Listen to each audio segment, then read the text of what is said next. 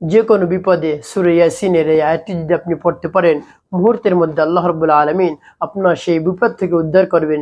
যেমনি ভাবে নবীজি সাল্লাল্লাহু আলাইহি সাল্লামকে আল্লাহ রাব্বুল আলামিন মারাত্মক বিপদ থেকে উদ্ধার করছিলেন। তার যখন জীবন নাশের আশঙ্কা ছিল, তখন সেই সময় নবীজি সাল্লাল্লাহু আলাইহি সাল্লামকে সেই বিপদ থেকে উদ্ধার করার জন্য আল্লাহ রাব্বুল আলামিন সূরা ইয়াসিনের এই আয়াতটি শিখিয়ে দিলেন। যখন নবী সাল্লাল্লাহু আলাইহি সাল্লাম এই আয়াতটি পড়লেন, সাথে সাথে আল্লাহ রাব্বুল আলামিন সেই বিপদ থেকে তাকে মুক্তি দান করলেন। তো ইয়াসিনের সেই আয়াতটি আপনি কিভাবে পড়বেন আমি আপনাদেরকে বলে দেব। প্রিয় ভাই বোনেরা, সূরা ইয়াসিন পবিত্র কোরআনুল কারীমের একটি গুরুত্বপূর্ণ সূরা। এই সূরার অনেক ফজিলত রয়েছে। এই সূরা কোরআন শরীফের মূল বলা হয়। এই সূরা যদি আপনি প্রত্যেকদিন ফজরের নামাজের পরে পাঠ করতে পারেন, আল্লাহ রাব্বুল আলামিন সারাদিনের যত ধরনের আপনার প্রয়োজন রয়েছে সেই প্রয়োজন মিটিয়ে দিবেন। এবং এই ইয়াসিন সূরা পাঠ করার কারণে সকল ধরনের দায়িত্ব আল্লাহ রাব্বুল আলামিন নিয়ে নেবেন। এবং এই সূরা ইয়াসিন যদি আপনি একবার পাঠ করতে পারেন, তাহলে 10 খতম কোরআন শরীফ পড়ার সব আল্লাহ রাব্বুল আলামিন আপনার আমলনামায় লিখে দিবেন। সুবহানাল্লাহ। প্রিয় ভাই বোনেরা, একবার পবিত্র কোরআনুল কারীম শুরু থেকে শেষ পর্যন্ত পড়তে অনেক সময় লাগে, অনেকের সময় হয় না। সারা বছরেও একবার কোরআন শরীফ খতম দেওয়া হয় না। আপনি যদি সূরা ইয়াসিন একবার পাঠ করে 10 খতম কোরআন শরীফ সব পেয়ে যান, তাহলে কতই না আপনার ভাগ্য ভালো। এই জন্য আপনি প্রত্যেক দিন ফজরের নামাজের পরে যদি সূরা ইয়াসিন পাঠ করতে পারেন, আপনার সকল ধরনের দায়িত্ব নিয়ে নেবেন এবং যত ধরনের প্রয়োজন রয়েছে সেই প্রয়োজন মিটিয়ে দিবেন। এই জন্য বেশি বেশি সূরা ইয়াসিন আপনি পাঠ করুন। আল্লাহ রাব্বুল আলামিন আপনার আমলনামায় অসংখ্য অগণিত সব দান করবেন। প্রিয় ভাই বোনেরা, সূরা ইয়াসিনের এই আয়াতটি নবী সাল্লাল্লাহু আলাইহি সাল্লাম পাঠ করছিলেন যখন নবী সাল্লাল্লাহু আলাইহি সাল্লামের হিজরতের সময় হয়ে গিয়েছে।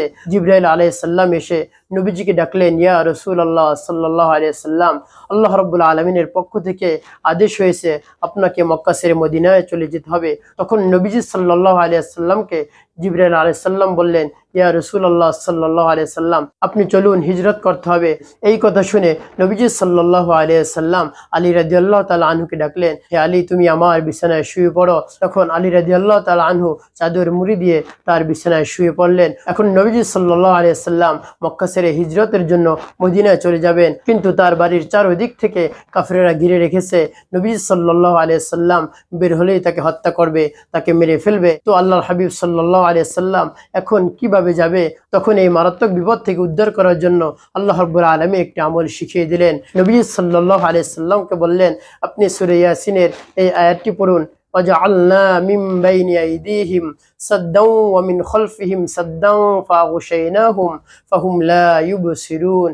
এই আয়াতটি পড়ে আপনি বালির মধ্যে ফু দেন, তারপরে আপনি তাদের দিকে নিক্ষেপ করুন। যখনই নবীজি সাল্লাল্লাহু আলাইহি সাল্লাম এভাবে বালি নিক্ষেপ করলেন, তখন সেই কাফেরদের সকলের চোখে সেই বালি চলে গেল এবং তারা সকলেই তাদের চোখ ডলতে লাগলো।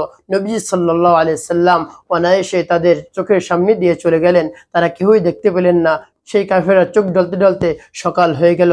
তারপরে ঘরের মধ্যে গিয়ে দেখেন এখানে আলী রাদিয়াল্লাহু তাআলা আনহু শুয়ে আছেন। তো দেখুন, কাফেরদের যত ধরনের ষড়যন্ত্র ছিল, আল্লাহ রাব্বুল আলামিন সেই ষড়যন্ত্রকে একেবারে ধূলিসাৎ করে দিয়েছেন এবং নবী সাল্লাল্লাহু আলাইহি সাল্লামকে সেই কঠিন বিপদ থেকে আল্লাহ রাব্বুল আলামিন উদ্ধার করলেন। তাই প্রিয় ভাই বোনেরা, আপনি যদি কঠিন বিপদের মধ্যে আল্লাহ রাব্বুল আলামিনের উপর পূর্ণ বিশ্বাস রেখে, আস্থা রেখে এই আয়াতটি পড়তে পারেন, ওয়াজআলনা মিন বাইনি আইদিহিম সাদ্দাও ওয়া মিন খালফিহিম সাদ্দাও ফাগশাইনাহুম ফাহুম লা ইউবসিরুন। এভাবে পাঠ করে যদি আল্লাহ রাব্বুল আলামিনের কাছে সাহায্য চাইতে পারেন, আল্লাহ রাব্বুল আলামিন অবশ্যই আপনাকে সাহায্য করবেন।